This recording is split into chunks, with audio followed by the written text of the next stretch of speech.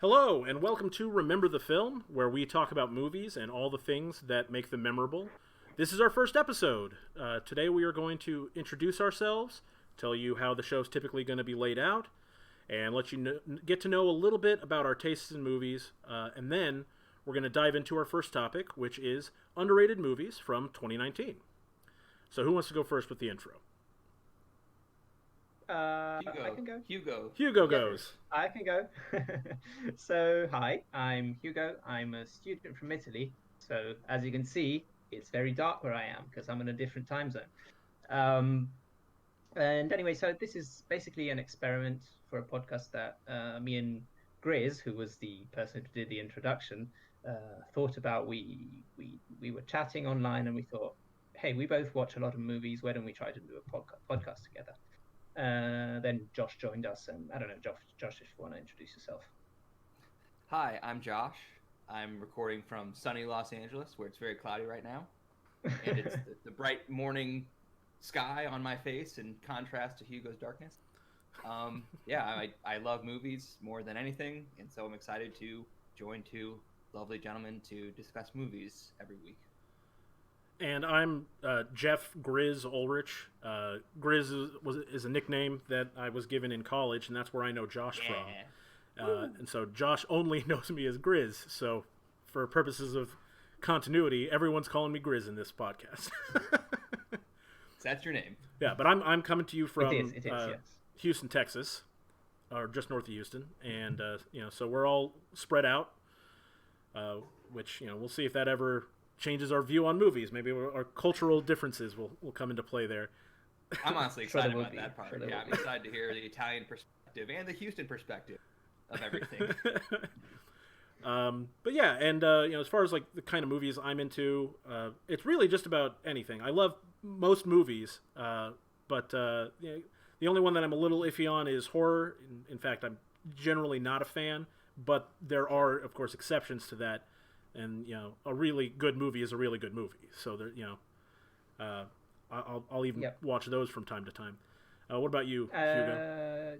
Yeah, for me, it's pretty much the same. I like pretty much everything. I'd say maybe science fiction and thriller, mystery, other genres that I like the most. But I generally like pretty much everything. It's a little harder for me to get into certain types of movies, such as costume period dramas and biopics are usually something that I don't necessarily gravitate towards. But there are exceptions, and if they're great, I'm probably going to enjoy them anyway. What about you, Josh? I like most genres like you guys. I think I tend more towards the drama side, I guess. I guess the best example is I can say that my favorite directors are the Coen brothers, and they kind of make everything. Okay. And I like Paul Thomas Anderson. He kind of makes everything. Mm-hmm. I once had a conversation with someone where I described my favorite genre of movie as characters get in over their heads, which is why I love Right. Coen brothers.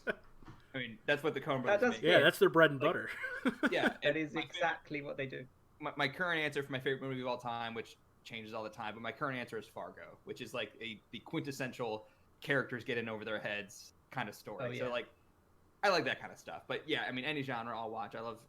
Romantic comedies are great. Kind of like you guys, I don't like being scared, so I kind of stay away from horror. But I'll put up with them from time to time, particularly this time of year. Yeah, I gotta say, the Coen brothers are.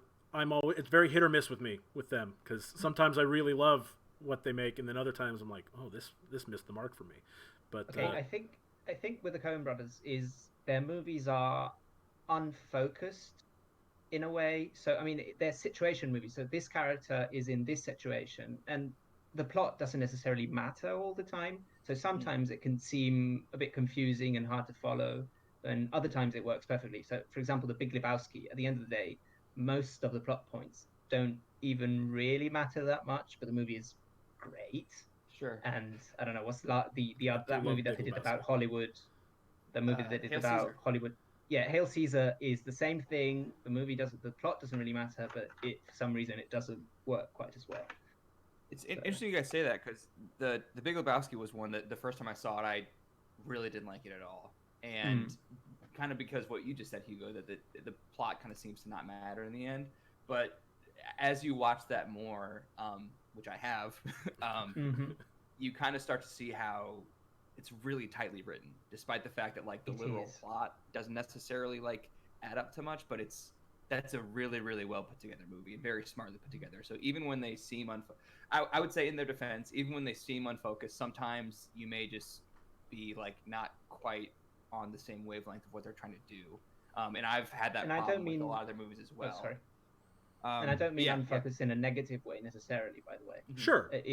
it's a style. It's a stylistic choice, and sometimes it works really well, and other times it can be a bit, annoying. Sure. But I generally love all their movies, more or less. There are some that I like a little less, but I mostly really enjoy them. There's some of their movies that I outright dislike that other people just love, and Such as? No Country for Old Men. Oh, great. I know. I'm like the only one. This is a conversation for another episode. 'Cause Exactly. otherwise line me up and I'll just go. And I don't want to for the intro. God. Yeah. Well, We're just gonna have to do a hot take episode. Well, at some or a point. Coen Brothers episode because there's lots of good Oh, yeah. movies to talk about with them. Because The thing like, is No Country for Old Men needs its own episode. That can't be like a part of a whole. yeah, but like I said, other Coen Brothers movies, Ballad of Buster Scruggs, I really Great. enjoy that, Fun. and Hell yeah. and meanwhile, a lot of Coen fans, that's not anywhere near the top of their list because it's not doesn't have a through line. The whole story is segments. So I would argue that it very much does have through lines, but I get your point. I mean, you know what I mean. It's not one continuous story. It's It's anthological. It's an anthological movie. yeah. And is it true that it wasn't even supposed to be a movie at some point? It was supposed to be a series of some kind, and then they changed it to an anthology because it was with Netflix, and so originally it was supposed to be slightly longer episodes in a series, I think. When they first announced it, it was as a series. I don't know if that was a compromise that Coen Brothers made, where they wanted to make an anthology movie. Netflix said you have to do a series, and then they went back on it. But I know that at least when they announced it, it was intended to be a series. I don't know if that was the original intent, but yeah, then they changed it to be a movie. Which I like movies more than series, so I'm cool. Me too. Me too. Especially if a series like that, like where the episodes would be disconnected. It's like what's the point? It's like watching 6 movies by the Coen Brothers. Yeah, which I mean, I'm fine with that. Yeah, my favorite director, I would have to pick between two, but in general, I would say Frank Darabont. He doesn't have a whole lot of films to his credit, but like I said, I'm not a big horror fan, but I loved The Mist, and I love The Green Mile, and I love Shawshank Redemption, and and Shawshank Redemption is probably my favorite movie. I know that's a very cliche choice for a favorite movie, but I feel good when I watch it, But it is great. Perfection. Yeah, don't overthink it. But then the other director I would have said David Lean is another one of my favorite directors. Dr. Zhivago, Bridge on the River Kwai. Yeah, I know who he is, of course. Yeah. Love those. Oh, he's made some incredible. Just incredible. Movies, cinematic masterpieces. So those are probably my two the favorite kind of movies directors. that you wish you could go back and watch in the cinema. Oh, 100%. Of course, right now I wish I could watch any movie in a cinema. So. Agreed. I'm starting to get itchy with how long it's been since I've been to a movie theater. What about you, Hugo? Actually, I've been a few months ago in the movie theater to watch Tenet, because here in Italy it was a bit better during the summer with the COVID, and so I was able to go. But whatever, it was a little disappointing, so I won't even talk about that. Favorite directors, I would say it's between 3 or 4. It's hard for me to nail down because I like them for very different reasons. But I would say Tarantino, David Lynch, Spielberg, as cliche as that is. Yeah, again, but he's cliche for a reason. Yeah. And another one that I always think about is Edgar Wright, but he hasn't made a lot of movies yet, so his career is still evolving, ongoing. He could still be your favorite. But, David Lynch hasn't made many movies either. Yeah. Oh yeah, but he's made 1,000 shorts, and he's made Twin Peaks, and he's made as many movies as Tarantino. That's true. Fair. A lot of the best directors don't actually end up doing that many movies. Yeah. So Yeah. Kubrick hasn't made many movies, you know, at the end of the day. I mean, that's why Spielberg. But that's why Spielberg and Scorsese have both made like 40 movies, and none of them are bad. So that's none of a them. bold statement. You know, well, I guess what I'm saying is, you know, have you seen the BFG? I guess what I mean is, I haven't. I haven't seen BFG either. Tarantino, Kubrick, and... Uh-oh. Oh, I think we lost Jeff. Lost Josh there. Josh. Sorry. That's why I'm Grizz. Yeah, Grizz. That's what happens though with you know, COVID times and internet connections. Well, anyway, we can keep talking. We'll keep talking, and hopefully Josh will be back with us shortly. Yeah, it is true that a lot of great directors haven't made a lot of movies. You know, it's rare that a director can maintain a certain level for a long time while making a lot of movies. It is true that it's Scorsese and Spielberg, and it's hard for me to think about anyone else who has done as many movies that are. Yeah, they're prolific, and it is tough to say. I'm gonna message Josh real quick. Yeah. Shall I introduce the topic, just to give an idea of what it will be? Well, I think we're going to talk about how the show is going to go. Typically, you know, right, we're going to open with a movie of the week that we're calling a film to remember, and that'll be the first segment of most of these shows. But and then we'll go. I mean, you could tell them about it. Yeah. Then we'll do generally a main topic, which will be a more broad conversation about a specific topic. Okay, we lost him completely now. Hopefully he's just rejoining. Yes, there he is. There he is. There he is. And then we'll usually end the show saying what the film to remember for the week after that would be. So, if anybody's following along and wants to watch that movie with us, we'll discuss it. And usually it will be spoiler-filled, obviously. We discussed, spoilers depending on if a movie is really recent, but we'll usually do spoiler-filled conversations for that. Are you there, Josh? Yes, he is. Excellent. You can say things, Josh. We'd like to hear you. Sorry, I was muting myself to change my mic settings again, but I'm back. No, it sounds good. Sounds fine, actually. So, wouldn't worry about it. While you were gone, we briefly touched on the prolific nature of Steven Spielberg, and then now we're talking about the layout of the show. We talked about our film to remember, and then which is basically like Hugo said, just a movie to watch along with us. We'll discuss it, have some spoilers probably during the course of that discussion, and then our topic of the show. Which will usually be related to the film of the week in some way. So there's a through line with each episode. Unless we change our mind. Yeah. It'll be a week-to-week thing, but generally, that's if we're the game doing, plan. Yeah. So this week, if we had a previous episode where we picked the film of the week, it could have been an underrated movie of 2019, something that maybe none of us have seen or that most people haven't seen. And we'd, use the podcast as a chance to see that movie and discuss it. So that type of thing. But Josh? Yeah, sounds good. But for today, our topic is underrated movies from 2019. And 2020 has been a weird year. We don't have a whole lot of movies coming out, in the States, and in Italy they're not even coming to streaming services. Ideally it would have been underrated movies of 2020, which it's a bit more topical, but unfortunately Italy has been a bit of a mess this year because availability here is always a bit of a problem, and with theaters shut it's even worse because most streaming services are not available here. We have Netflix and we have Prime Video, and that's pretty much it. So if something isn't coming to digital, on iTunes or whatever, you're not going to be able to see it. And so we decided to switch 2019, so I wasn't just sitting there talking about listening to you guys talk about movies, which would be spoiling great. them for me as well. And spoiling them. I could just sit there and ask questions. I could be the moderator. I don't actually intend to spoil the movies that we're talking about today. Same. Oh, yeah, no, but I mean, just slight spoilers, right? what Yes. the story is. And I generally like to go into movies not knowing anything about them, so you know. Do you think watching a trailer constitutes a spoiler for that movie? Uh, no, it depends on the movie though, because I usually don't Yeah, watch that's fair. past teaser trailers for blockbusters, because Yeah, blockbuster makes trailers sense. often just give you an outline of the story and make it less fun.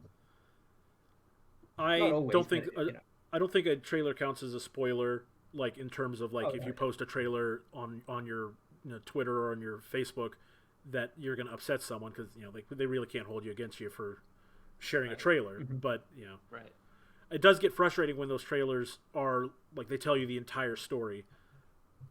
Bob Zemeckis movies famously have pretty spoilery trailers, but by design. Like that's like he did a bunch of focus testing, and that's why the Castaway trailer reveals what it reveals. That's why the Yeah, what lies beneath trailer reveals what it Oh, reveals. I'm sure the reason why trailers are like that is because they did some very in-depth market research, Yes. and that marketing actually works. I don't think But Right. that's me always the case. personally, you know, I just remember like there you was know, I don't remember the name of the movie. It came out last year, and I think another one of it came out the year before. But it was like a movie about a dog, like like a dog's life hmm or something like that. A dog's purpose. The Is it dog's the one purpose. with? There you go. That's the one. Oh, okay, then I don't know what you're talking about. Uh, uh, um, uh, Dennis Quaid, right? Seen that one? I'm not sure. Something like that. Yeah. But in any case, the trailer for that I'm not that was. into dog movies actually. I mean, I'll watch a good one, but Yeah, yeah. the trailer for that was like it felt ungodly long, like 15 minutes for a trailer. It Oh wasn't, of wow. course, but that's how long it felt. And Mhm. they went through the entire movie. I was like, okay, well, check that off the list. Don't need to see that when it comes to theaters. But anyways, underrated movies from 2019. Uh, I'm gonna open us up with my first pick for an underrated movie from 2019, and that is Tolkien or Tolkien. Tolkien. I know that's what you're supposed to say, but I've been calling him Tolkien my entire life, so it's a tough habit to Yeah. break. Uh, Me too, actually, because that's how you say it in Italian. But whatever. but so with that movie, I'm not claiming that Tolkien is a fantastic masterpiece or anything like that. This is underrated movies, and I Right. think that Tolkien got a bit of a bum rap, both among critics and among viewers, and I think a lot of that. Well, first, have you guys seen it? I've Yes. not seen it. Yes. Okay, I have. so Talk a little bit about it. Like, what is it exactly? Yeah. So it's a biopic or a biopic, again depending on how you want to pronounce things. But it's about J.R.R. Tolkien and who of course wrote The Lord of the Rings and The Hobbit, which is obviously a huge franchise that everyone is familiar with. Yes. So I think that gives people some expectations on what this movie is going to be. But this movie is about the writer, about the author, and about his life, that brought him to write The Lord of the Rings and The Hobbit. And I think people were just expecting a different movie. I think that they wanted it to be about him writing The Lord of the Rings, and it's not. It's about his childhood. It's about his friendships, the important bonds he had. It's about romance, the woman he loves, and all that. And his story is very tragic in a lot of ways, It and really is. I found that very interesting.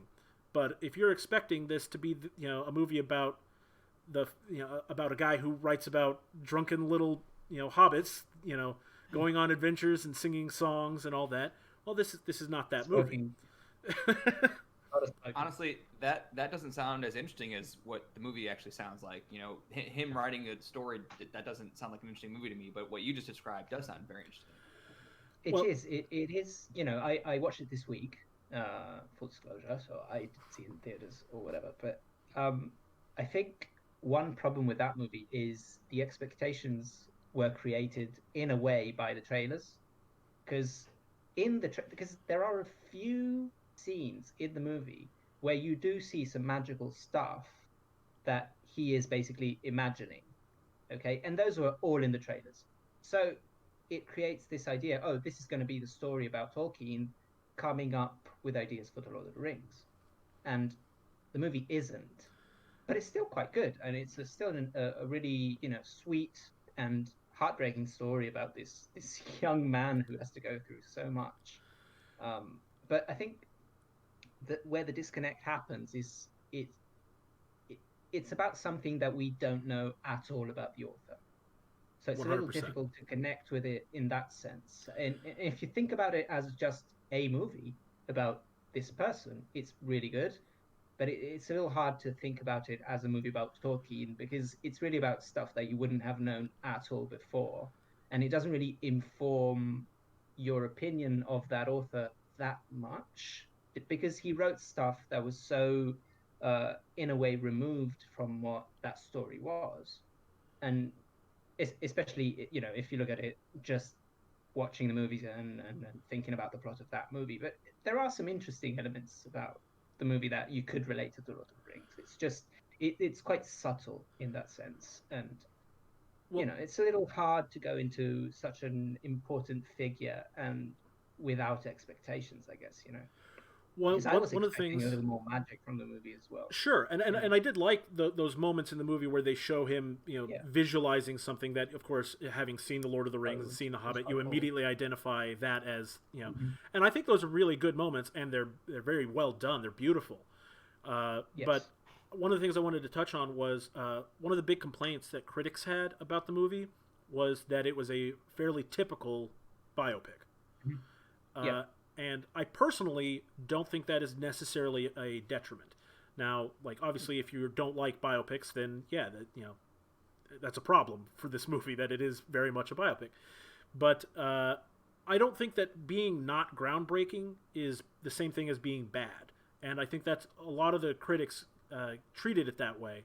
And like with all things, Agree. when the critics start saying something, it bleeds into the general population as well, and so they start to believe Mhm. that this movie should have Oh, been it's just something more another than it is. biopic, so whatever. Yeah. Um, Yeah. but I love that Yeah, I pretty much agree. this movie shows, it does its best to show that it's okay to be smart, and and that's a big part of the movie is that Tolkien and his friends are very intelligent, and that's not a bad thing, and it's a very important part of their friendships. And I think that especially in culture, but also just in movies in general, we tend to highlight uh, you know being intelligent as being snobbish or Mhm. being think being superior. And it can be, obviously, but it's fun to see a movie that isn't hammering home that you should feel bad about being smart or wanting to be smart.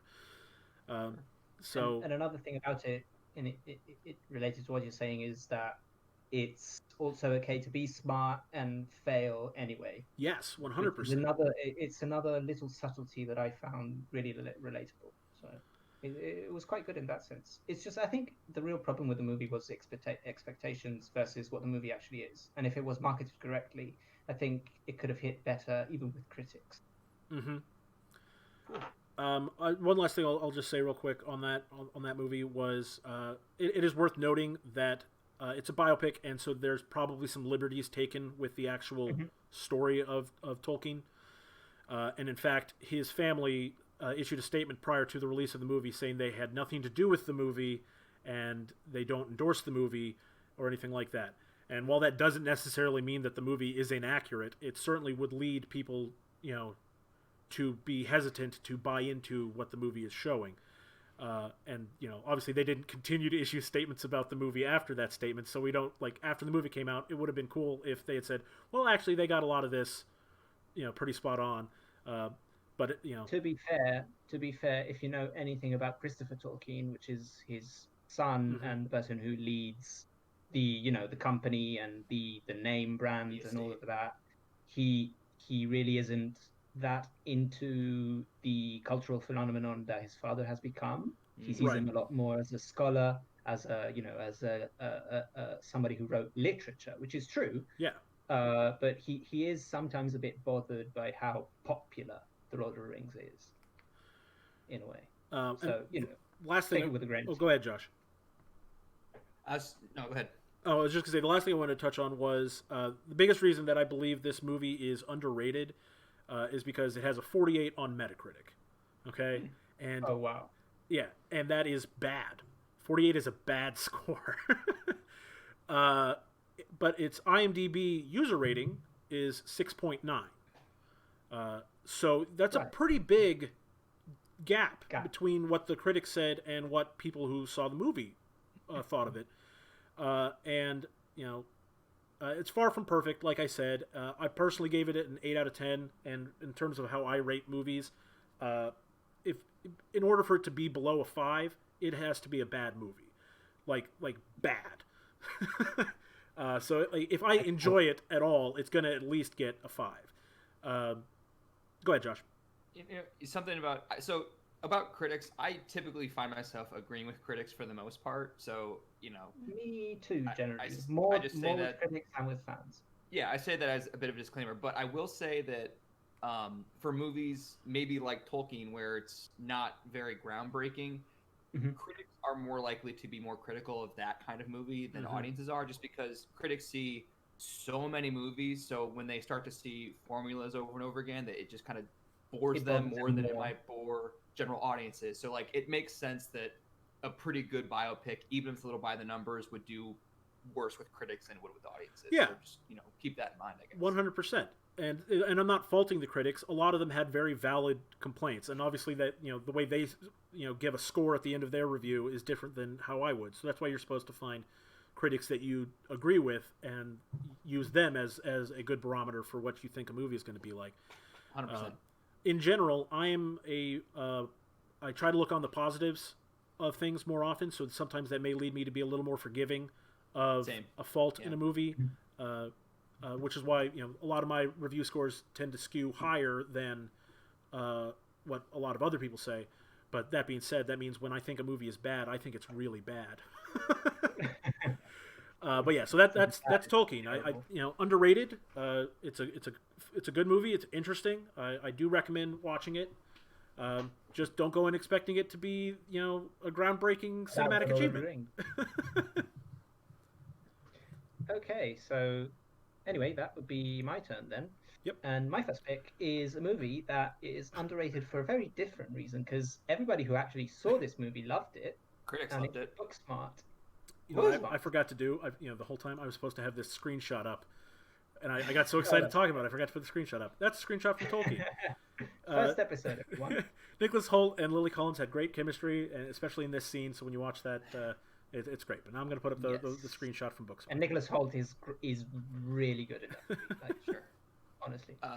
Anyway, Hugo, I love Booksmart, so I'm excited to talk about it. Oh, it's so good. It's such amazing. a sweet little movie, and it's okay. I'll talk about why it's good later. But actually, the reason why it's underrated is that people haven't seen this movie.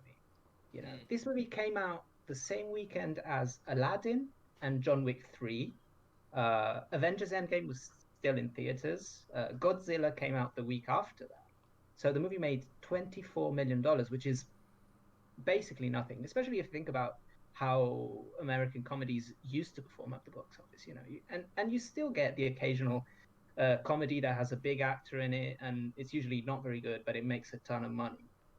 But this movie is amazing, and I think everyone should be able to see it, because it was basically sent out to die by the studio. Anyway, Booksmart, why is it good? Okay, Booksmart is Superbad with girls, which is what it gets pegged for being, but it really is so much more than that. Yeah. It is. I think it's so much better than Superbad, like far and away better. I think they're completely different in so many ways that it's really. But it's the basic structure. It's Sure. two girls. They're trying to get to this party and they can't get to it. Right. Okay, and so in that way, and there's Beanie Feldstein is Jonah Hill's sister. So there are reasons why. They're related.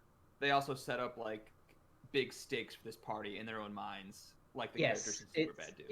There are similarities there, But I Okay. think I personally like it a lot more. I think it has so much to say about, growing up and friendship, and it's a strong movie when it comes to representation, because one of the main characters is a lesbian, but it's presented in such a good way because it's barely part of her character. She just Incidental. is. Yeah, it's incidental. It doesn't really matter to the plot. At the end of the day, nobody treats it as if it was, oh, that's her character trait. It's really not. It's about these two girls who are extremely smart, really good at school. They've studied so hard to get into the best university, and then they suddenly realize that everybody else also got into the best universities, but spent the whole time having fun and partying, Yes.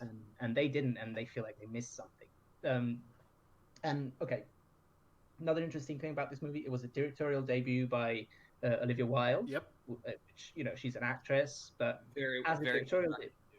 It's very well directed. It looks, incredible. in my opinion at least, it looks vastly better than most American comedies. Like, it has long shots, it has weird animated sections, it has really cool Great, directorial ideas. great editing too. Great editing. Have you seen that? I don't know if there's that one long shot that they go through the party, and it's Yeah. really Yeah. good. Oh yeah, that shot in the party. Oh, it's such a Well, good movie. even like I mean, those are the flashier ones, but even like the slow motion water balloons in Oh the yes, 50 minutes, and yes. it just cuts to Beanie Feldstein soaked in the car. That's a really funny cut. And it's a It's really really funny movie, really but it will well. make you cry as well. Yeah, it's super funny, and it's also super sweet though. Like It is. It really is. Superbad had like a kind of a mean streak to it. There's like a Yes. lot of mean A little characters in bit. Superbad, including the main characters. And that's But where a lot of the Mhm. humor no, is derived from. yes, exactly, and maybe that's a little bit of a result of the late 2000s. That was kind of like the style of comedies back then. But Booksmart is not that at all. No one is It is. mean in this movie. It's just super super sweet and Even really when they funny. assume someone is going to be mean, they generally And then aren't. they're not. Right. Absolutely. And the supporting cast is amazing. They have these Yeah. really small Incredible. parts Yeah. that are completely insane and hilarious. The highlight of the movie for me is Billy Lord, Yeah. which is Exactly. who is Carrie Fisher's daughter. Hmm. She's crazy in this She movie, and is. she's so funny. And Jason Sudeikis has a great Jason bit part as well. He Sudeikis, does. Yes. absolutely. There's Lisa Um. Kudrow is her mum. Oh yeah. Yes. She's in one scene, but she's amazing in it. Yes. And even though it is like sweeter than Superbad, and It it's is, yeah. not, as mean. That doesn't mean it doesn't have bite to it. It's still Oh extremely yeah, raunchy, extremely it is funny. really raunchy. Yeah, the bits still have teeth to them, and Oh yeah, it's incredible, and it, just a great movie about friendship too, as was Superbad. it was, yes. But I think what this movie does that Superbad doesn't is that it puts the themes in front right at the beginning.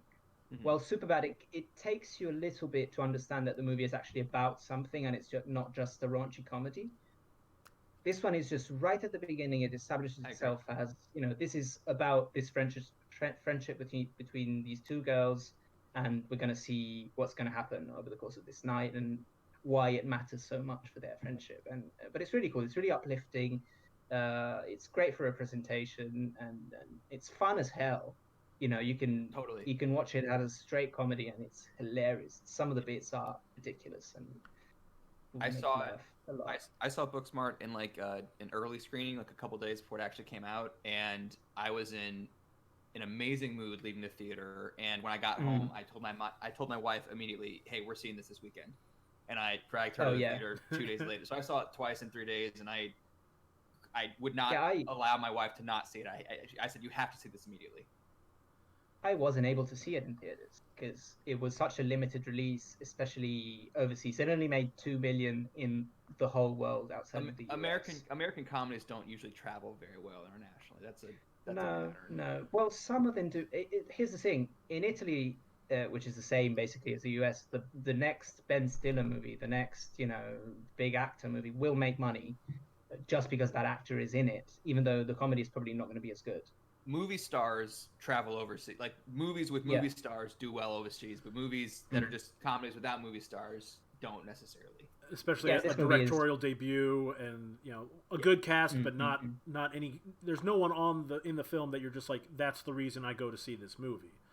No, I'd say maybe the most recognizable face is Lisa Kudrow, Hmm. possibly just because of Friends, and she's barely in it, and she wouldn't even have been in the trailers. I don't know, not Yeah. sure, but it's not that type of movie, and the protagonists are relatively unknown before this movie, but they're both fantastic.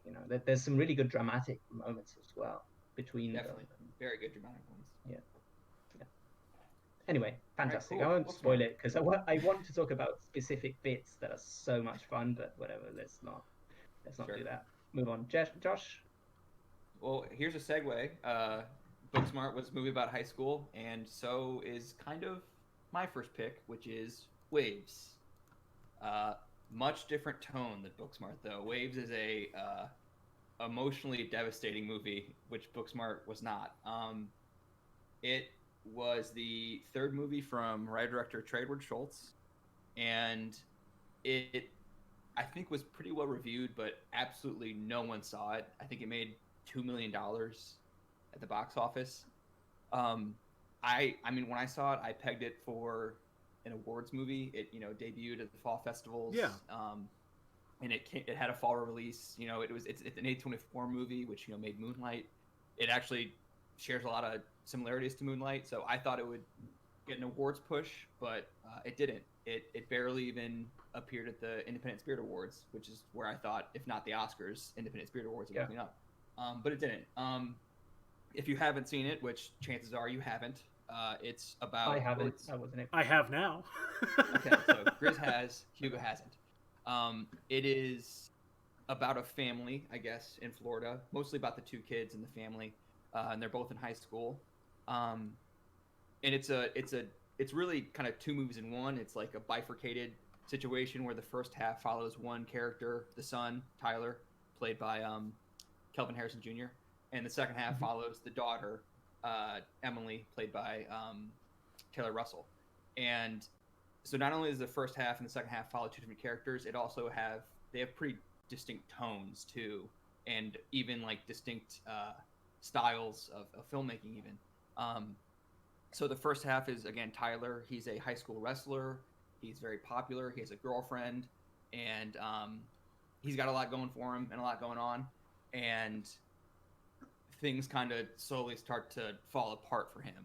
He hurts his shoulder, and there's a pregnancy scare. And that's not spoiling anything. That's all in the first 15, 20 minutes.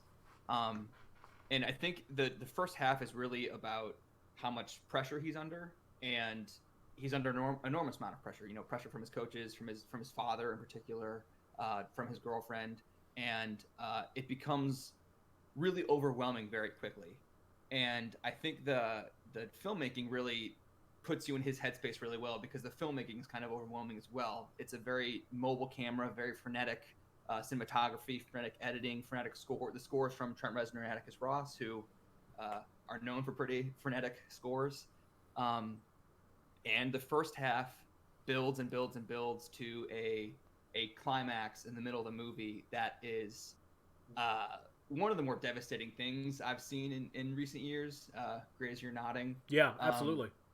When I saw this in theaters, it was a packed theater, and the midpoint climax that's the only thing I'll say about it. So there is a midpoint climax. The midpoint climax was probably the most vocal reaction I've heard from a theater audience, maybe ever. Just the gasps and the oh my gods. When I watch movies by myself, I normally am not like making loud noises, because I'm watching a movie alone, but I literally went, oh no, when I realized what was happening.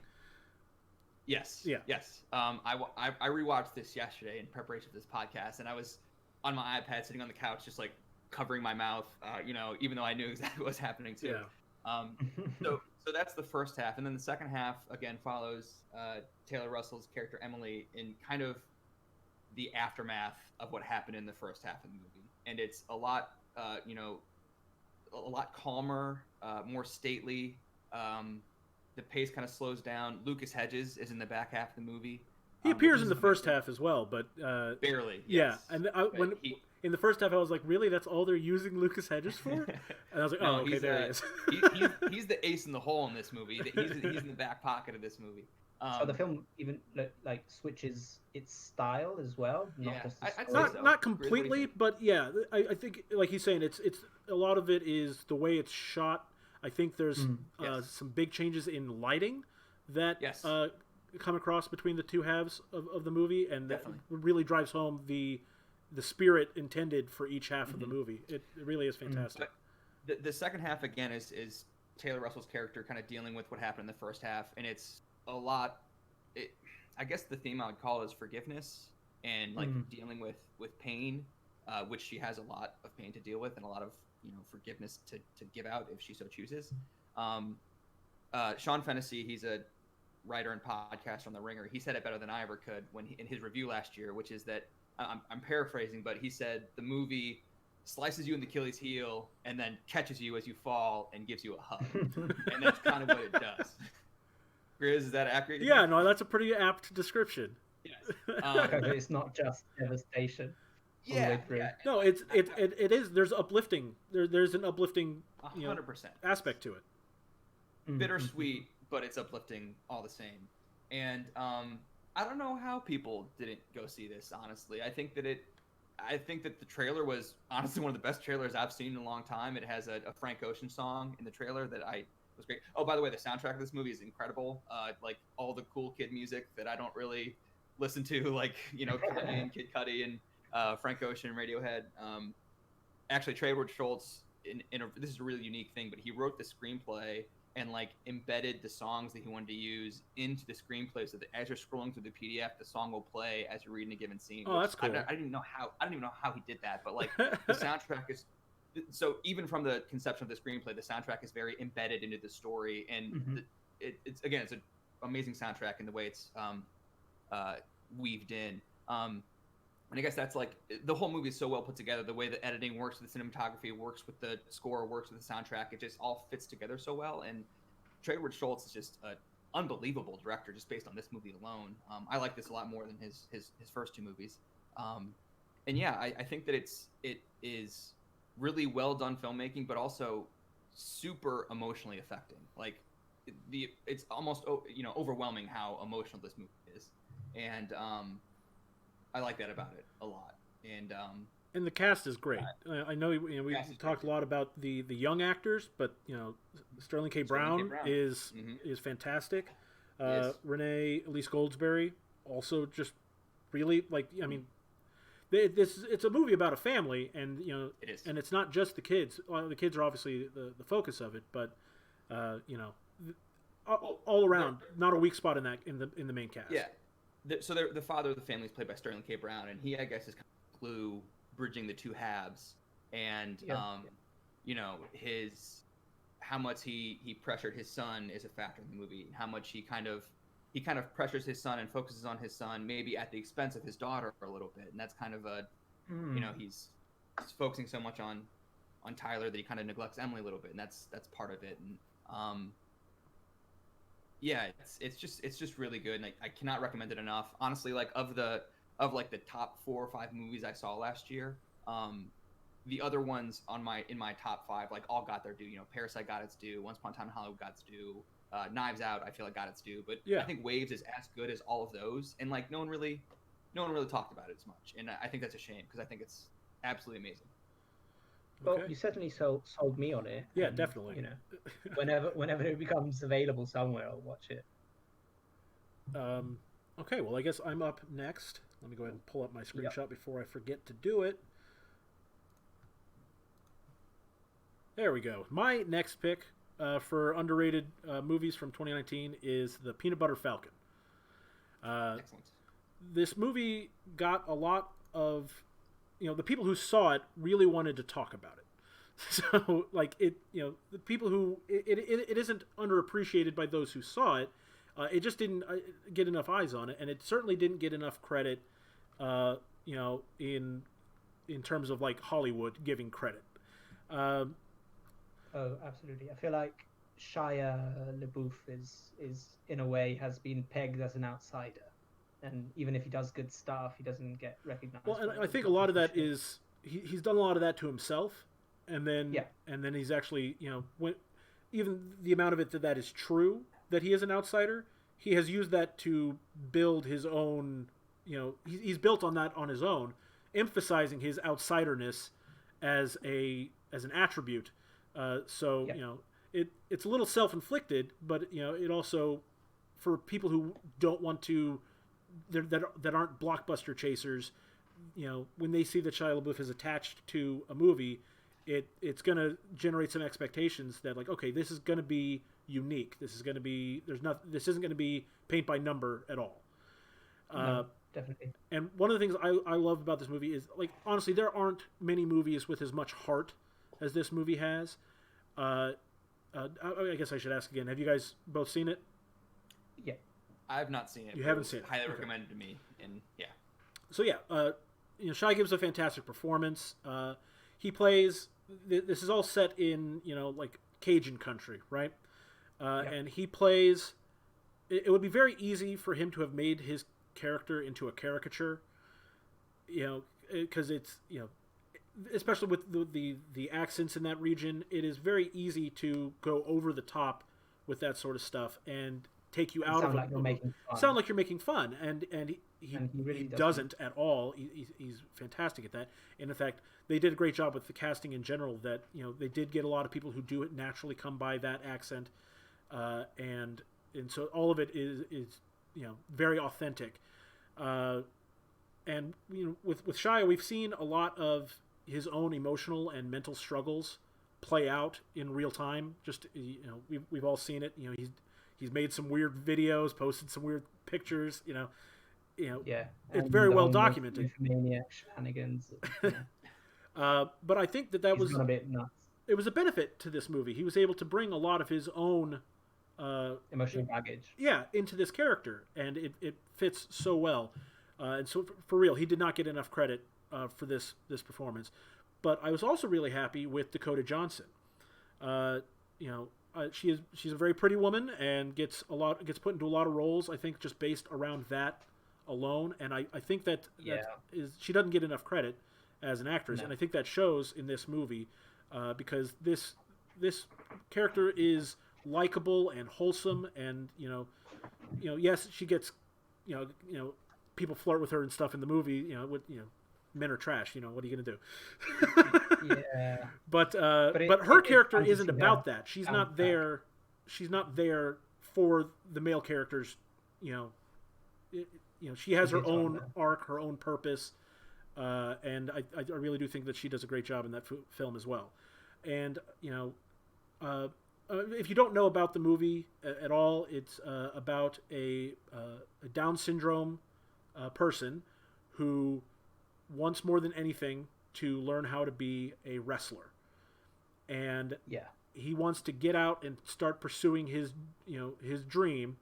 But he is at the beginning of the movie. He's yeah. sorry, Go ahead, Hugo. You go ahead. Yeah, at the beginning of the movie, he's basically they haven't been able to find a home for him because his parents aren't around for reasons that aren't actually explained. I'm not Right. not sure whether They're they're not in the dead picture. or whether they left him. They're just not there, and so they've put him in this old people home, basically in a retirement home, and he shares a room with Bruce Dern, who plays this really funny old man. And so basically the point is that he wants to get out of there and become a wrestler, and so he breaks out and runs into Shia and Shia's character, and then shenanigans And ensue. Shia's character is also on the run for his own reasons. Go ahead, Josh. a little more dramatic. Is it a bit of a road movie, like them on the road together? Yeah, 100%. It's like Yes, it's a absolutely. buddy movie, and If, Nice. that's if you've seen it, I think the closest comparison that, well, at least the movie that it made me think about is Hunt for the Wilder People by Taika Waititi, I do need which to has see a that. very similar premise to this movie. But yeah, so there's not there. This is a serious movie. Like it definitely deals with a lot of heavy themes, but there's a good amount of humor to it as well, and just in general. And I think Go ahead, Hugo.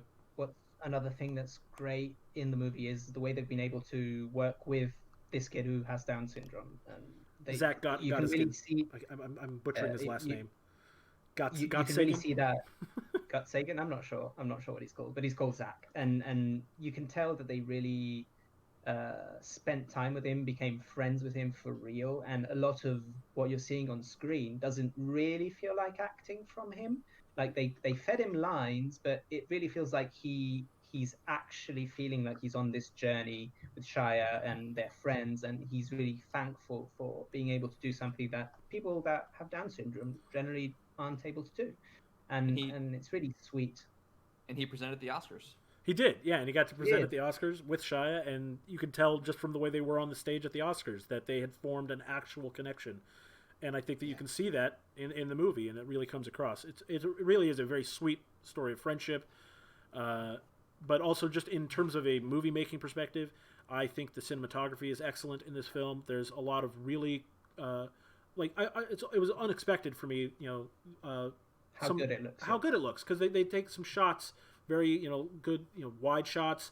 The one I have in the screenshot is them riding on their makeshift raft that they built, and And what they're really good at is using the beautiful scenery of those areas that is really characteristic and really specific, and they really managed to show it in a good light. I mean, when you think of those areas, you might think, oh, swamps and whatever, hillbillies and crocodiles, but they actually show a really beautiful side of that area and a really human side of that yeah, area. and So it's a love letter in a way.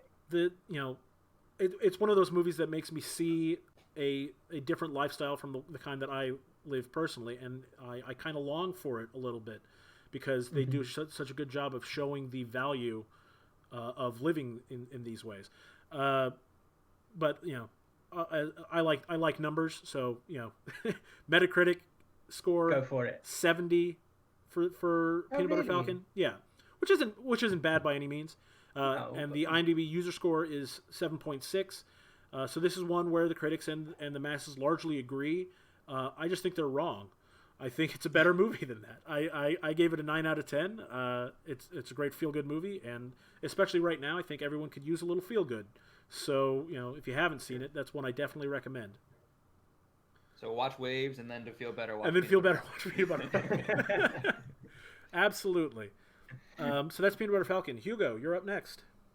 Okay, I'm up next, and I'm picking another movie that I would say is you have to make an argument for why it's underrated, because I'm picking Little Women, which got 6 Oscar nominations. It has, I think, above a 96 or something on Rotten Tomatoes. So it is a little hard to argue why it's underrated, but I feel like the reason why for me is that this got treated as another great retelling of that classic story.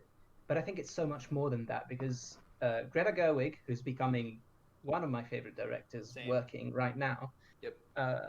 made some interesting directorial choices that made it so much more interesting. Because first of all, she framed the story in an interesting way. Basically, there are 2 sides of it.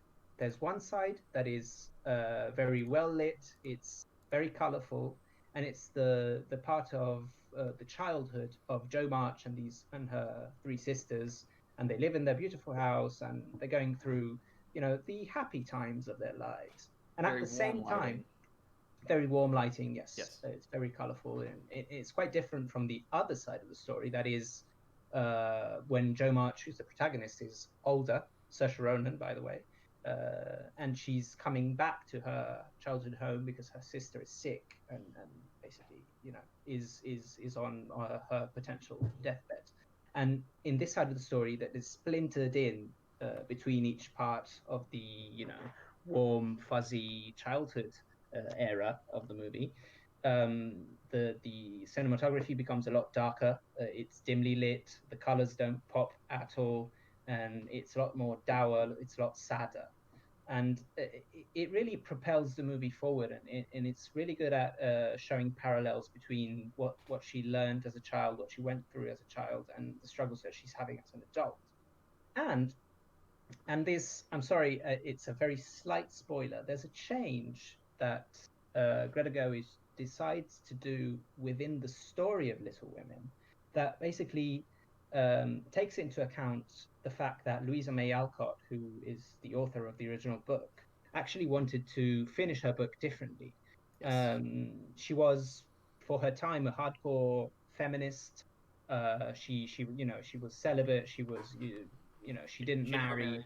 Yeah. She never married. She chose not to marry because she didn't believe in the institution of marriage. She thought it was a patriarchal institution that enslaved women in a way, which at the time was kind of true.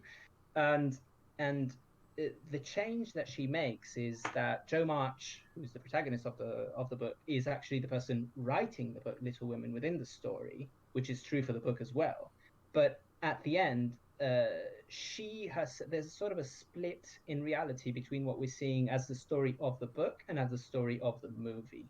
And it's like in her real life, she follows what Louisa May Alcott originally wanted for her, which is not to get married because she's her own person. She's a writer, and it's what Louisa May Alcott did in her life.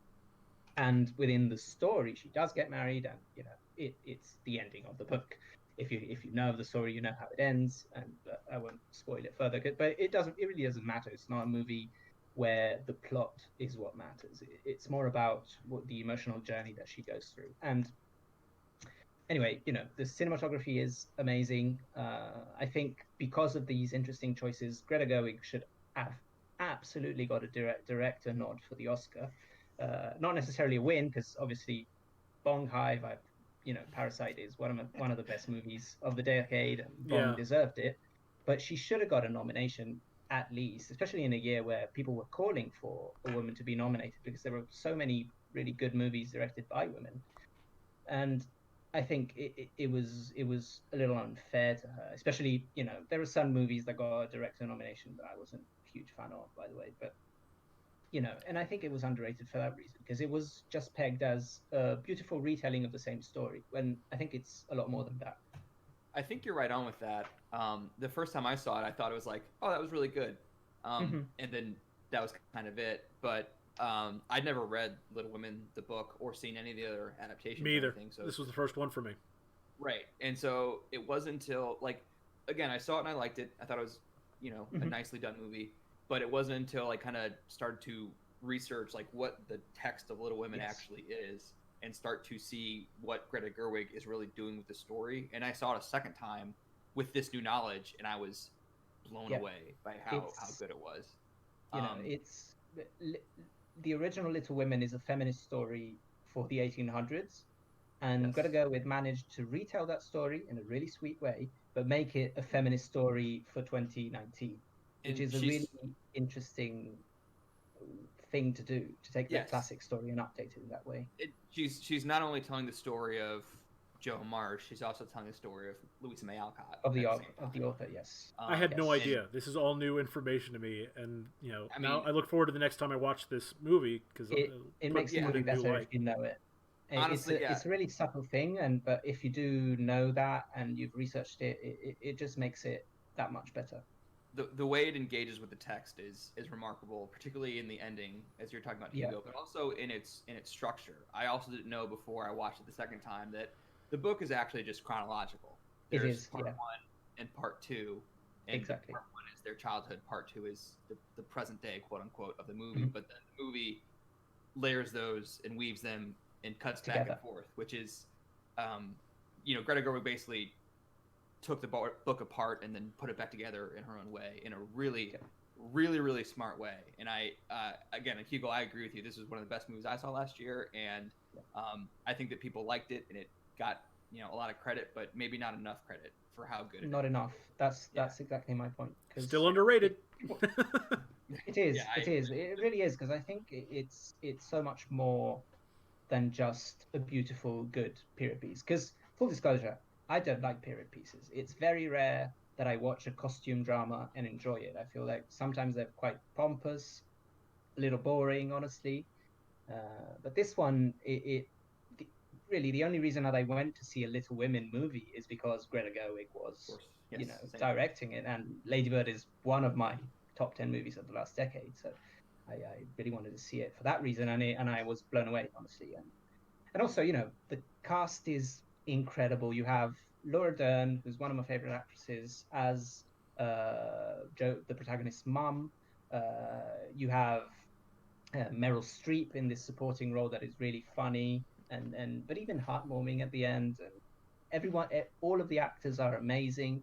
The way it's shot, it's beautiful. There's a cool anecdote if you've seen the Hollywood Reporter does these basically long form podcasts with directors, actors around award season, and they did one for last year. And Greta Gerwig was telling this anecdote about meeting Steven Spielberg, and basically Spielberg told her she was going to do it digital because it's a second movie, it's only the second time she's directing something, and digital cinematography is what she knew to work with. And Spielberg basically told her, you cannot do this movie without shooting it on film. And that was the reason why she chose to shoot it on film. And I think it was a great choice, because for this type of movie it just works so much better. Agreed. Yeah. And just watch it, try to think about the added context of Louisa May Alcott as the author and how the movie tells her story in a way, and it has that extra layer that it's not just another period piece, another retelling of the same story. It's so good. Super smart. Yeah. Okay. Anyway, Josh. Moving on. All right. My next one is which is also very sweet and kind and lovely, isn't it?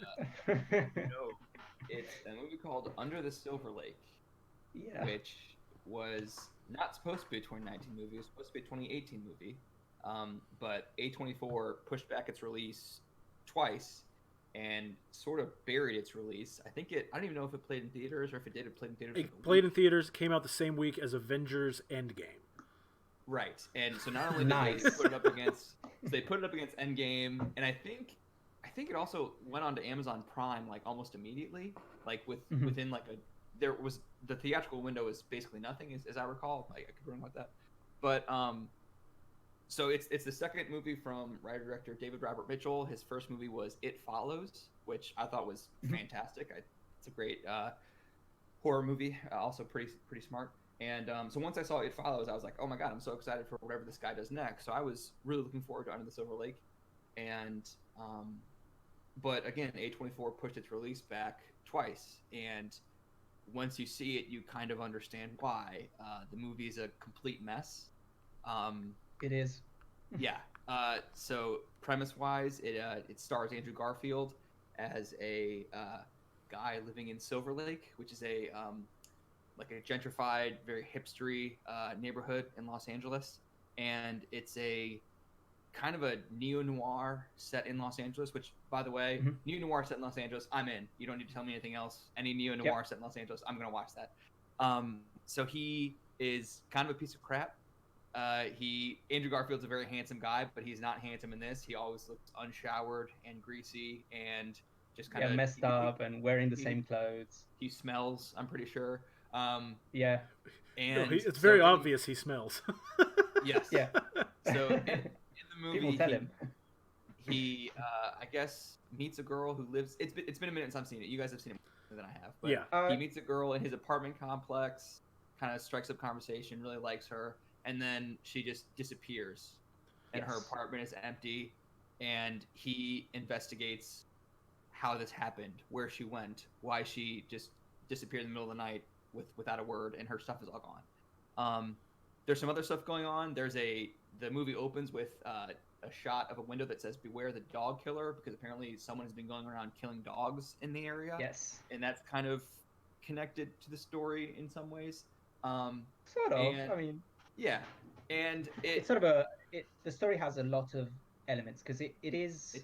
Just for the record, we're definitely going to do an episode where we just talk about this movie, because I have so much I want to talk about. Yeah, but it would be spoiler spoiler-ridden. That you want to spoil completely. But if you know anything about sort of David Lynch type movies, there's a lot of plot points that happen, and they give you a strong emotional reaction, but they don't necessarily matter to the overall story. They might not go anywhere, they might not have any resolution, but the point of them is, oh, look at this interesting, bizarre, weird situation that is happening, and think about it, and how does it relate to the themes of the movie. But it's interesting. it's interesting you put it that way because I think an interesting point of comparison is The Big Lebowski, which is Yes. also a new noir, technically set in Los Angeles, Set in LA. But your detective character is completely out of his element, and things just kind of happen around him that he has no control over, and that's a comedy. And Under the Silver Lake isn't a comedy, I don't think, but honestly, I don't really know. But it has some hilarious moments, though. There are some moments that are laugh out loud funny, whether intentionally or not. And also there are moments where there are also moments where it's super scary. Oh yeah. Oh yeah. Very scary to me. But again, like the main especially as someone who's not a fan of horror, the parts that are scary, I was like, oh no. And also, there are also moments where it is unforgivably violent, kind of out of nowhere. Like we're like, oh my god, just like shocking violence out of nowhere. How did that just happen? Yeah. Yes. But so again, to connect to The Big Lebowski, the main character is ostensibly like a noirish detective kind of character, but just also like a stoner slacker, kind of not really qualified for any of this kind of thing, and things not doing anything with his life. Right, and things happen to him that he probably doesn't really fully grasp. But the reason, Grizz, to your point, like I'm not even sure if the movie's good. Like I can't say if this is a good movie or not, but it's so interesting. It's so interesting and very interesting. I found myself bringing this up in conversations with people last year when because I couldn't help myself. Like, I don't know if the movie's good, but it's one of the most recommended movies that I talked to people about last year. It's an experience. You have to watch it. Yes. It's one of those movies that even if you're not going to like it, it's absolutely worth watching just to see something completely out there, weird, that doesn't really happen anymore with movies. And even places, though at times, and even though at times it may seem kind of nonsensical, and maybe it is nonsensical, it is. I don't think it is. It does it in a way that it makes you want to try to analyze what's happening, and that's kind of both. God, do I want to analyze this movie? Right, but like the desire to analyze it is both the text and the subtext, because in the movie itself, Andrew Garfield's character like begins to see signs and clues like in billboards and in pop culture, and conspiracies, and it kind of posits that everything in our pop culture, movies, songs, whatever, like have hidden messages in them, and that he follows the something clues insane. in those, and he follows the clues in those hidden messages. So like you overanalyzing the movie is kind of part of the point. He's and he may be a crazy person seeing these clues and stuff, but the movie also kind of implies he's not. But so in that sense, I kind of compare it. Sorry, finish. In that sense, I kind of compare it to A Serious Man, which is a Coen Brothers movie, which also is like has like a lot of like obtuse references and like kind of makes you want to analyze it. But the point of the movie is there aren't answers, even if you try to analyze it. So don't try, you know? It kind of mocks you for trying to make sense of it, both Under the Silver Lake and A Serious Man, both. But honestly, it's so fascinating. Like I watched it the first time last year, was kind of baffled by it because it is a baffling movie, but I kind of couldn't stop thinking about it. So I watched it again like 2 or 3 days later. And again, I couldn't stop talking about it with people last year. I do want to make one correction. The release date for this movie was a week before Avengers Endgame. So they were both in theaters at the same time. But, still. But it was clearly buried. Yeah, it was definitely buried. You put anything up against Endgame. Well, it was originally supposed to come out June of 2018, which is like a good box office time of year, June. Then they pushed it to December of 2018, which again is still a good box office time of the year in December. Especially for this type of movie. Yes, and then they pushed it to April of 19, which is not a good box office time unless you're the Avengers. And not only that, they put it up against the Avengers basically. And again, once you see it, you understand why they buried it, because I'm sure that A24 people saw this and said, "What the hell is this? What are we supposed to do with this?" Okay. They had it. They had it at one of the film festivals. I forget which one. It premiered at Cannes. Right. It premiered at Cannes in 2018. And it didn't get the response that A24 wanted. and Sure. and that's basically what triggered all the other setbacks with it, was that they didn't get what they wanted at Cannes, so they pushed it, and then like, okay, well, let's dump it out when no one's going to watch it anyways. Yeah. But it's unusual like A24, like, I have high regard for them. They've put out a lot of really good, movies that are, they're not going to be the kind of movie that packs the box office, with people trying to, get tickets, but but one thing I love about their movies, and it fits with this one, is that A24 is usually kind of gives their filmmakers free reign. You can't look at the work of Ari Aster or Robert Eggers and not like appreciate the studio gave them money to make The Lighthouse, gave them money to make Midsommar. Yeah. Those are very, artistic visions that other people may not share, but they're certainly artistic visions of a single person. Which is why I found it so unusual. That's why I found it so unusual that they just let this movie go out and die, because they have put out some really bizarre, even extremely violent, hard to follow movies before, and it's odd that this one specifically was the one that they wouldn't. And I think it's because this one just hits a little too close to home with its criticisms of Hollywood culture. So maybe I don't know. There's a lot. There's a lot to it, but I guess the reason I kept recommending it is, even though I'm not even sure if this is a good movie, maybe it is, maybe it's not. It's at least ambitious. It's a big swing, and I don't know if it connects, but it's a big swing, and I appreciate that, and I respect it for that, and I recommend it for that reason. And also, regardless of how you feel about the story and the characters and what actually happens, it's really well shot. It has really weird, cool camera techniques and that are used to create this strange sort of paranoid atmosphere. It has really cool editing. It has really cool soundtrack. So it's well made. It's worth watching for that alone, and to see something weird that you wouldn't normally see in a movie. Yeah, David Robert Mitchell is like a really, really good filmmaker. I think that It Follows is pretty good proof of that. I think that the concept of It Follows is interesting, but the filmmaking is even more interesting. And again, that's why I'm so excited for The Silver Lake. And he's still a great director, regardless of whether the story makes any sense. And this one might not make sense. Maybe it does, maybe it doesn't. But as a massive David Lynch fan, I totally agree with that, because half his movies... Got to shrug and say, okay. Probably you have no idea what's going on, but... I thought this movie made much more sense than most of what David Lynch has ever made. That's true. Okay, that is true, and it's why, for me personally, having seen so many David Lynch films and appreciating them so much, in a way, I felt like at the end there was too much resolution.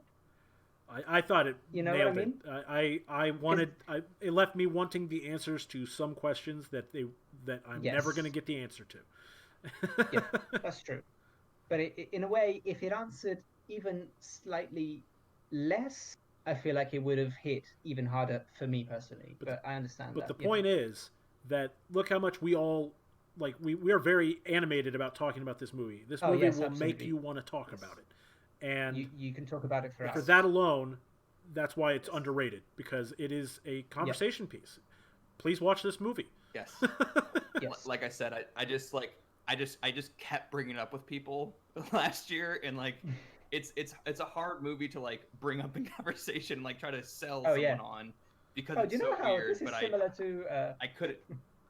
Yeah, I couldn't not, though. Every time anyone was talking about the movies I'd seen that year, I would just start talking about Under the Silver Lake for some reason, even though I'm not even sure I liked it very much. I think I did, but... I liked it. I can say, honestly, I did enjoy the movie quite a lot. I gave it an 8 out of 10. I think I have to say that I did, too, because I watched it twice in 2 days, and I couldn't stop thinking about it, so... Okay, well, so next up is my last pick for underrated movies from 2019, and I chose... Klaus, or Claus. What? Klaus is his name. Klaus is Klaus. Yes. Yes.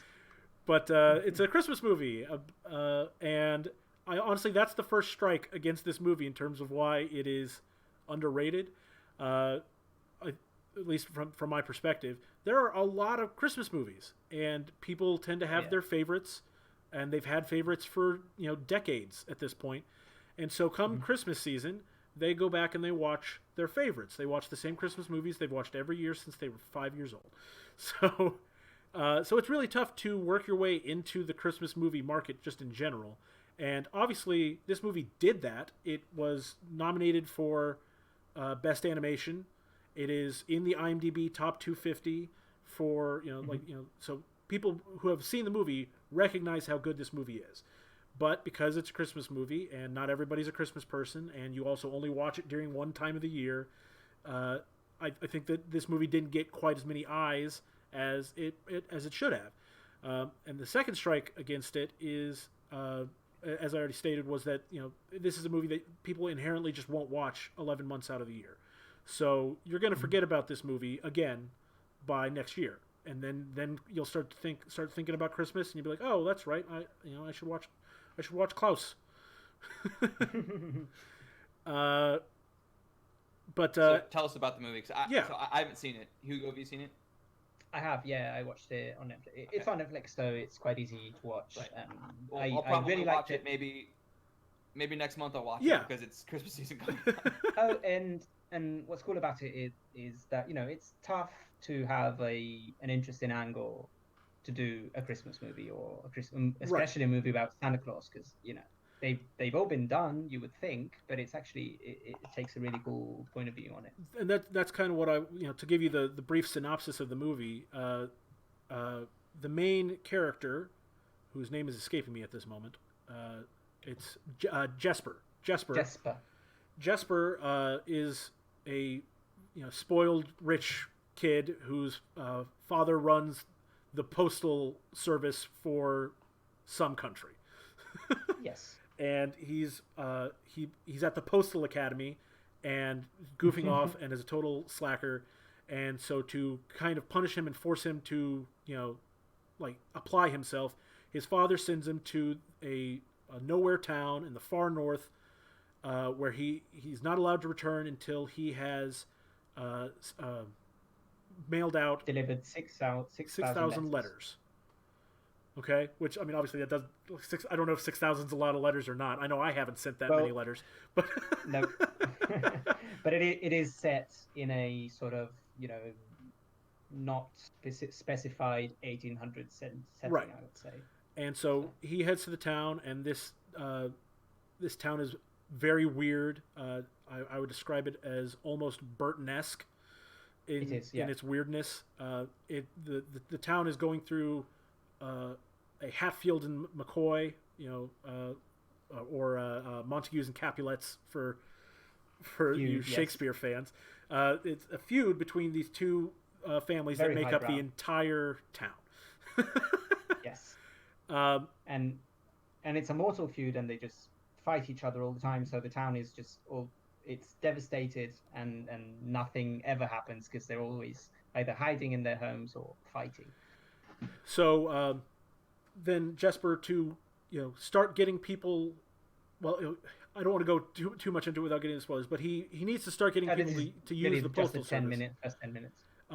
But he meets this woodsman. Yes.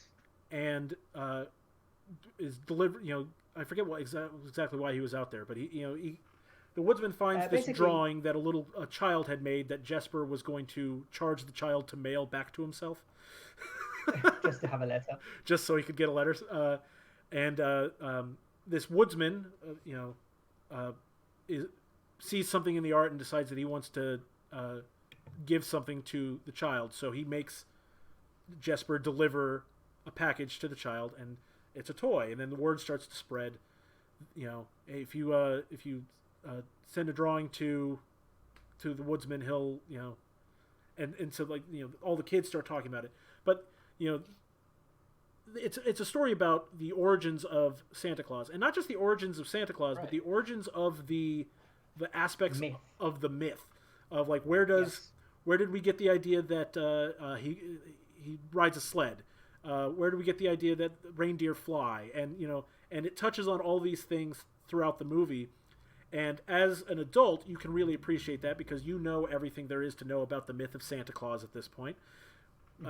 So you get to see it, and you're like, oh, that's really clever the way they brought that aspect of the myth into the movie. But yeah, so that's what it's about, is an unusual take on the origins of Santa Claus, which is tough to do at this point.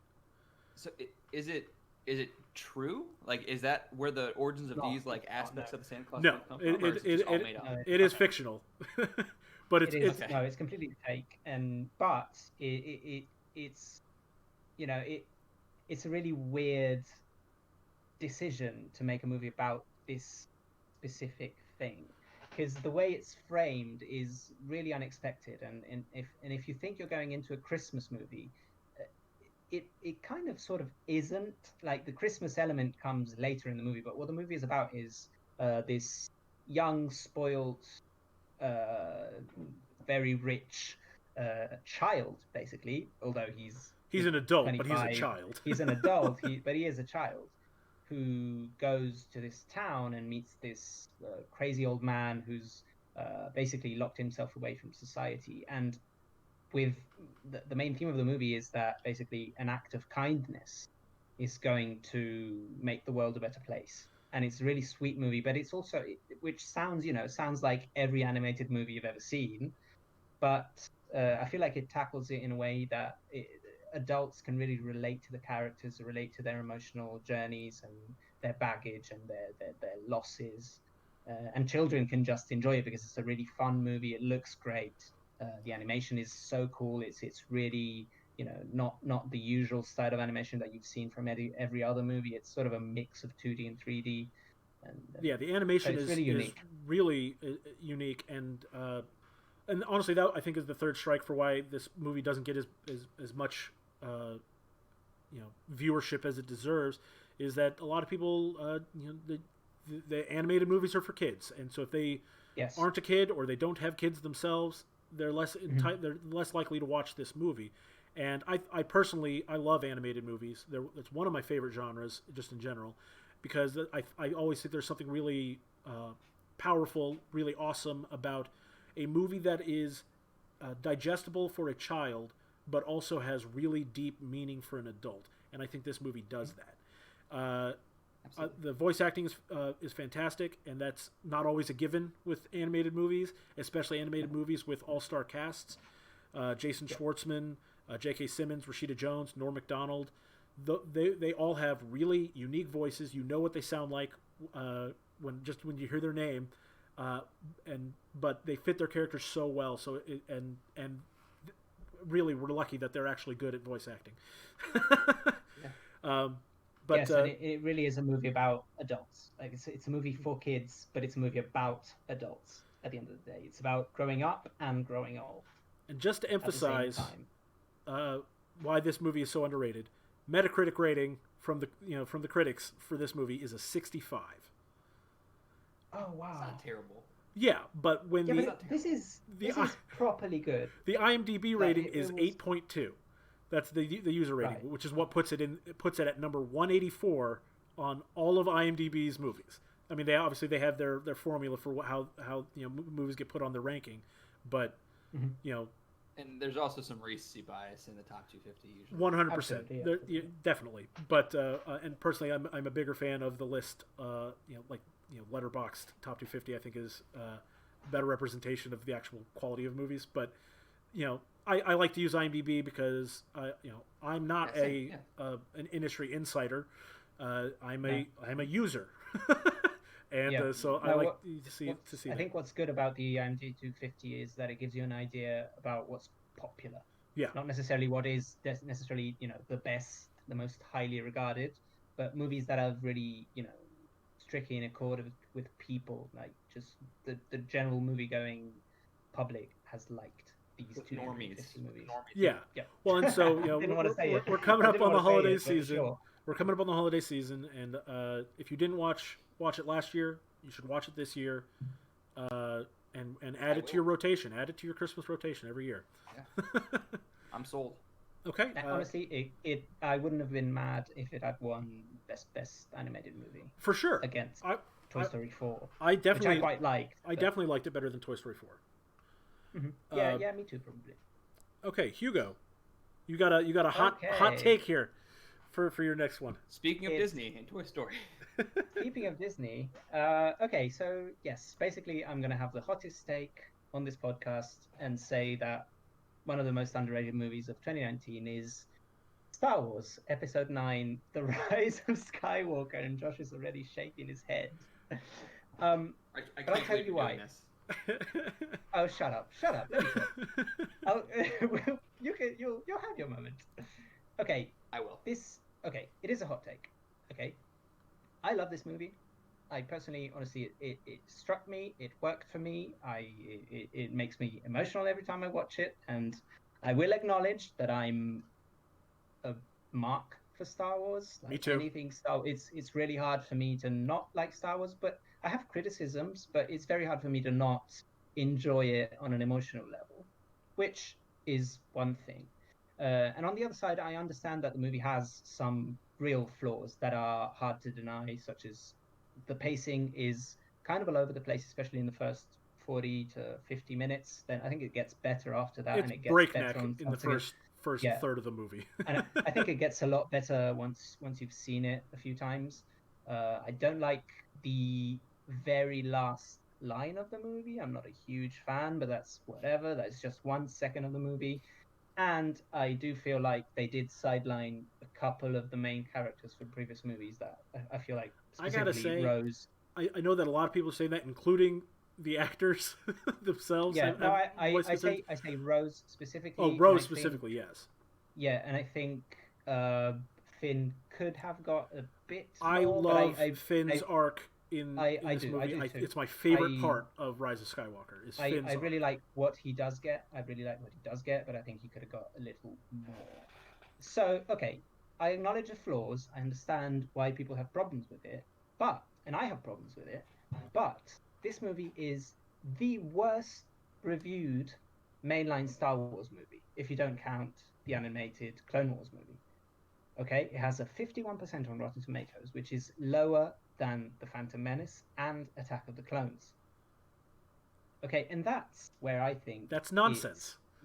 that is nonsense, because I think honestly, on technical merits alone, this movie is worth more than that. I think what the whole sequel trilogy doesn't get enough credit for is how well, compared to most blockbusters, they use CGI and practical effects together.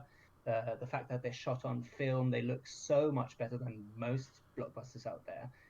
Especially, I really like the MCU, but look at an MCU movie and then put it beside The Last Jedi or The Rise of Skywalker, and you will see how much the cinematography in these movies is they look like classic Hollywood movies in a way that the MCU kind of doesn't. And also, I love it emotionally. I think the settings are really cool. I think Exegol is brilliant.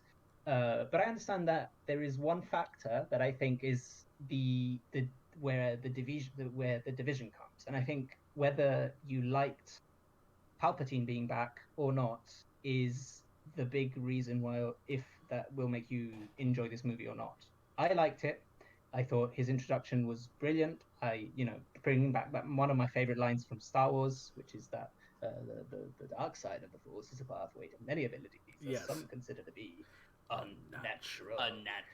Yes, I love that. Love that line, and I love the way they do it because it's shot and he's dark and you Yes. don't see him, and then you have Yes. unnatural. There's a huge lightning storm, and you see him, and I enjoy the Rey and Kylo dynamic throughout the movie. I don't think it's inconsistent with The Last Jedi, as so many people say. I agree with think Hugo.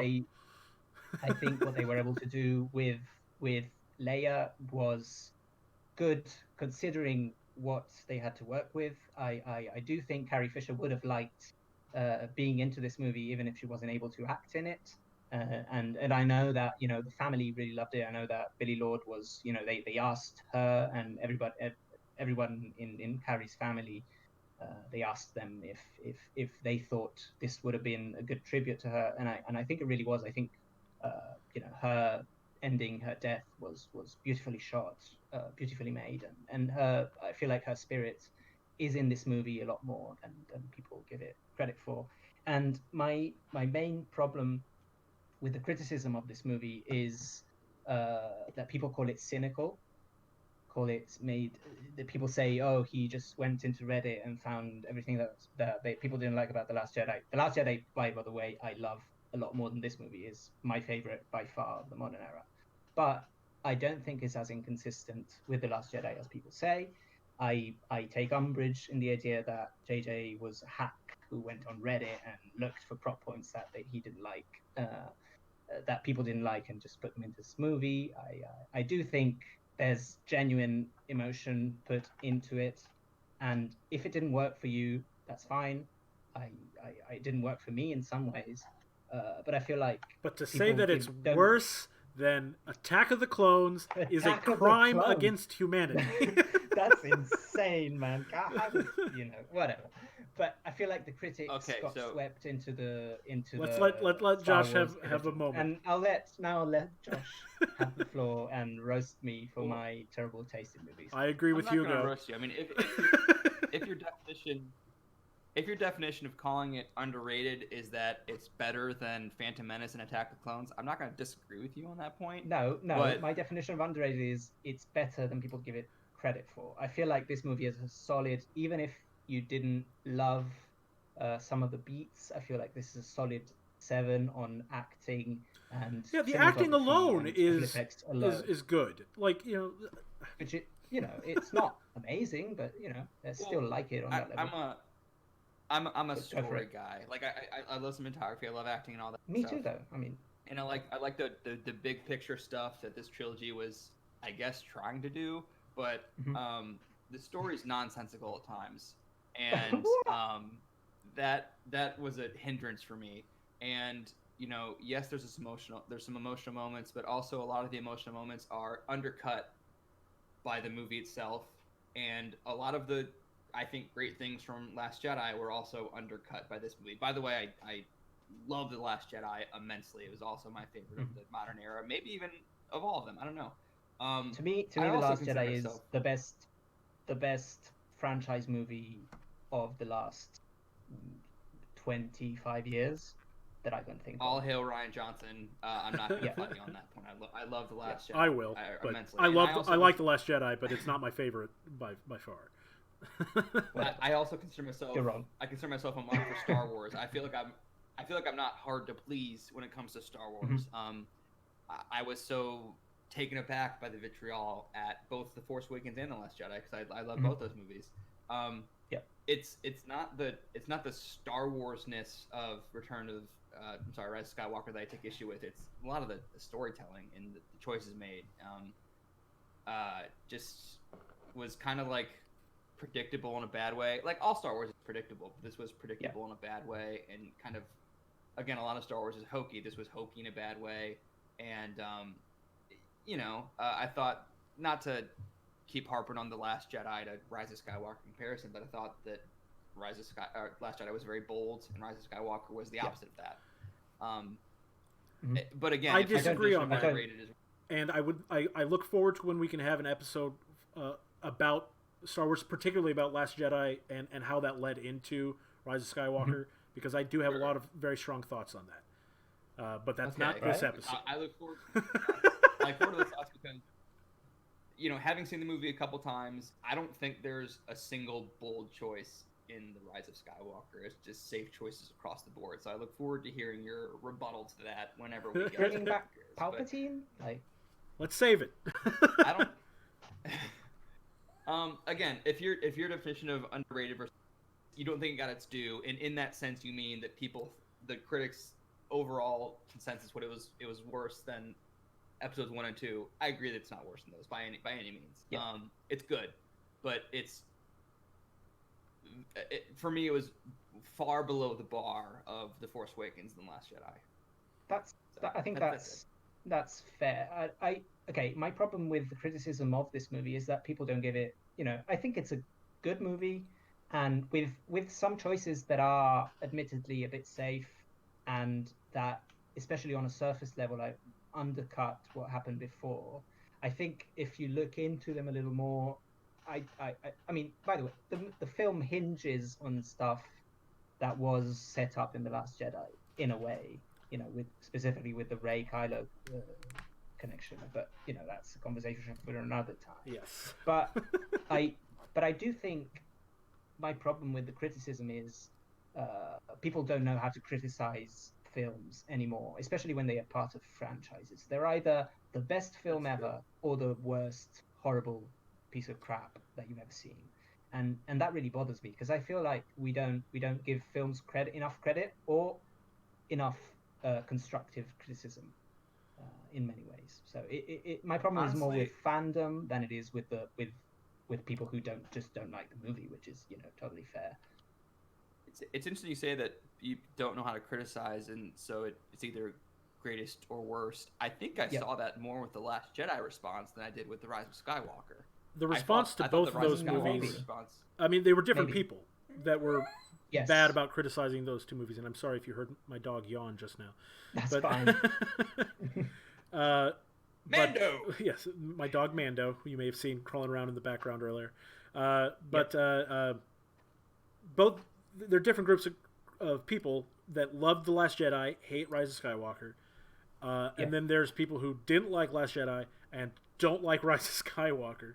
And then there's people like me and Hugo that liked both immensely. And so this, a lot of ways, kind of similar to Under the Silver Lake. This is Rise of Skywalker is a movie that you want to talk about with people. The moment you see that movie, you want to talk to someone else about what did you think, because the response to it is so frequently diametrically opposed. It's it really is, so underrated. It's underrated in a lot of ways. I think it's underrated in terms of the actual quality of the movie, but it's also underrated as a cultural moment that people, a lot of people, I think, look at the release of Rise of Skywalker as a sad moment in a storied franchise, and that for me that's just not the case. And I think that any movie that sparks a healthy conversation is worthwhile. But the people who are just toxic, people were toxic about Last Jedi, and there were people who were toxic about Rise of Skywalker, and it's a travesty that we like you said, people just don't know how to criticize anymore. But anyways, we should move on. The type of conversation that we just had.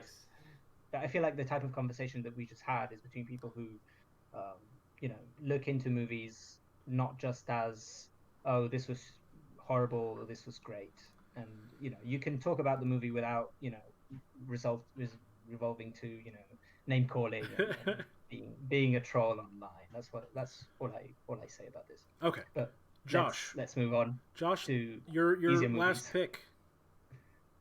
My last pick is a movie called Ad Astra. Speaking of space movies, Ad Astra.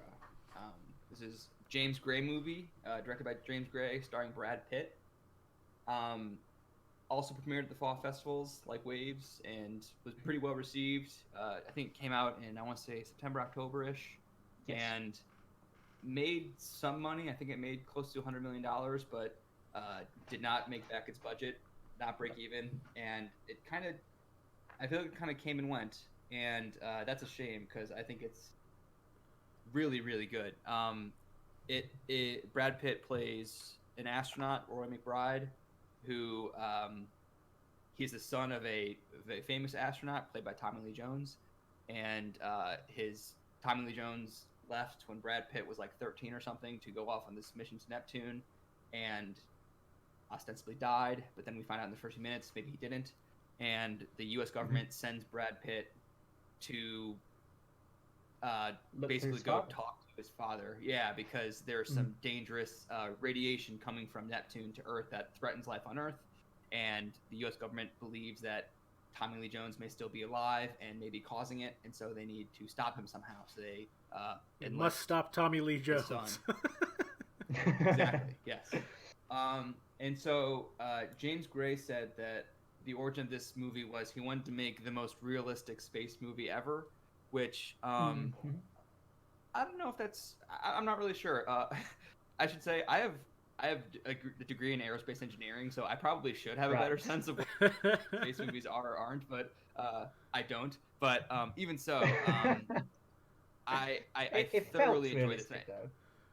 Yeah, I mean, honestly, like, so what happens on his journey is he first goes from Earth to the moon, and then from the moon to Mars, and then other things happen beyond that I won't spoil. But his flight to the moon is just a commercial flight. So in the reality of this movie, there are just like you go call up Delta and fly to the moon, and on Which the is moon there are like there's like strip malls and Chili's and whatever and Applebee's, which is on one the of moon. the And many similarities with 2001, by the way, that yes, he goes on yes, on a yes, commercial agreed. flight to the moon.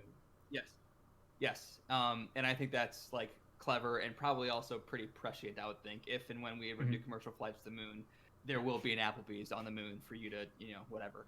Probably. But I think a reason that maybe people didn't like it as much is maybe they're expecting something more exciting, something more like Interstellar, maybe. I think that on the spectrum of space movies, you have like Interstellar over here that's like very set piece heavy and very action heavy. Then you have like something like First Man over here that's more, insular and character driven. And I think Ad Astra is like right in the middle between those two because it is like a character piece. It is about more than anything else about, Brad Pitt and his relationship with his father and how that hindered his ability to connect with anyone else in his life. He's a very emotionally shut down person by design. He has to take these psychological evaluations periodically throughout the movie and basically prove that he's calm and not affected by the things around him in order to continue his mission and that kind of thing. So he's like very emotional. Which felt like something out of Blade Runner. It was quite creepy. Actually. I agree. Yes. So yeah, it is a character piece for sure. It's about relationships, a father-son relationship. But there are still like some really good set pieces. I think there's like a chase sequence on the moon with space pirates. There's space pirates, and I love the sound, particularly in this scene. Yeah. And I think that's what when he's talking about the most realistic space movie. That's one of the best moments in terms of realism is the way they treat sound in space. Yes. So other set pieces. There's the moon and also chase sequence. Another thing is the way. Oh, sorry. Go ahead. The moon chase sequence, the movie opens with him falling off a space antenna, a fall to Earth, which is a cool set piece. There's a scene where they respond to a Mayday call. That's a big, what the hell, very tense scene, I think. I think it's just really good. I think, again, it's a character piece, but it's also big and exciting at times. And to use a cliche, it's grand in scope, but intimate in grand scale, intimate scope. I guess what I meant to say. Yep. Yeah, and it drew similarities to both 2001 and Apocalypse Now in that type of story because it's about going to this distant planet and finding where there's a rogue guy. This bizarre guy who has sort of gone off his head and forgot about his mission, but he's also doing something that's potentially dangerous, and it really does feel like Apocalypse Now. It's almost exactly Apocalypse Now. Yeah, almost exactly. Yeah, exactly. Which I like. The resolution is a little different, but yes. Alien is Jaws in space, and Ad Astra is Apocalypse Now in space. Really is. That's a very good observation, very apt. And I think it's a top 5 Brad Pitt performance for me. It's interesting that this came out the same year that he won his Oscar for Once Upon a Time in Hollywood. I like that movie more. I like that character more, but I think his acting is actually better in Ad Astra than Once Upon a Time in Hollywood, personally. Yes, especially because he's very nuanced. He's emotionally insular, but has his moments where it kind of comes out. Yeah. I think what's great about it is that you're used to seeing Brad Pitt be this really over-the-top character. He's a funny guy.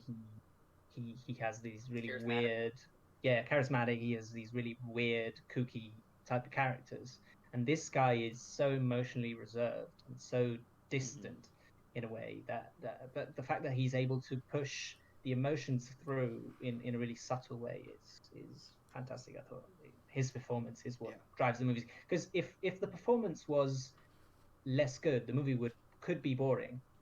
But he's so magnetic when you're looking at him and watching him do everything that it makes the movie tense and exciting to watch in a way that it wouldn't be with a lesser actor.